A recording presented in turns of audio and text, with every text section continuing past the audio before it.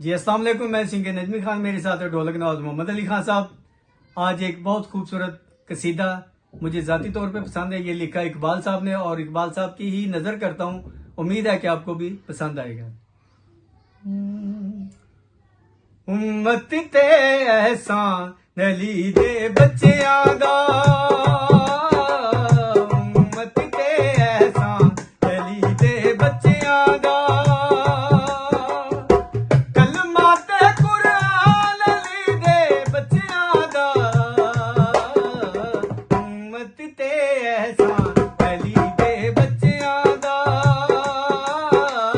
उम्मत ते एहसान अली दे बच्चियां दा।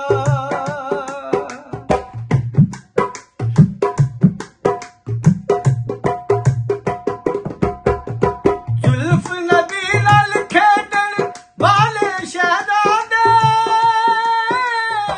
शहजादे,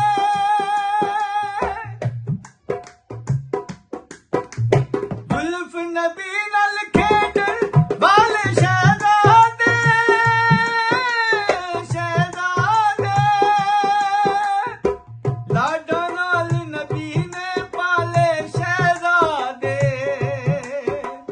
कदी ना तोड़िया मान अली दे बच्चियां दा,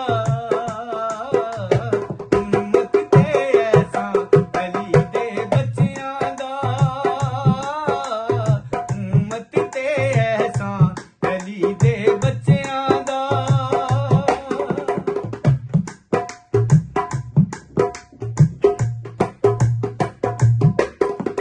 एक दिन जिंदगी दी गड्डी रुक जानी, रुक जानी,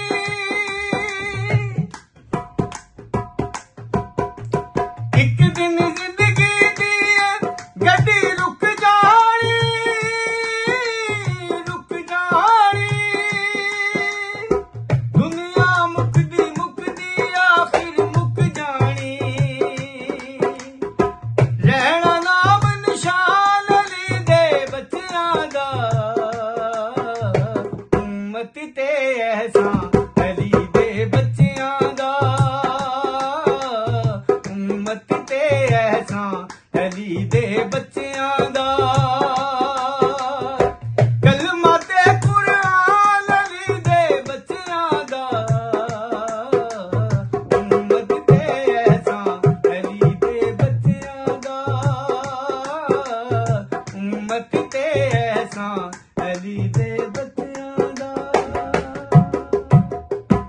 अगर ये सीधा आपको पसंद आया हो तो वीडियो को लाइक करें, शेयर करें और चैनल को सब्सक्राइब करके बेल आइकन का बटन दबाना ना भूलिएगा। अल्लाह हाफिज।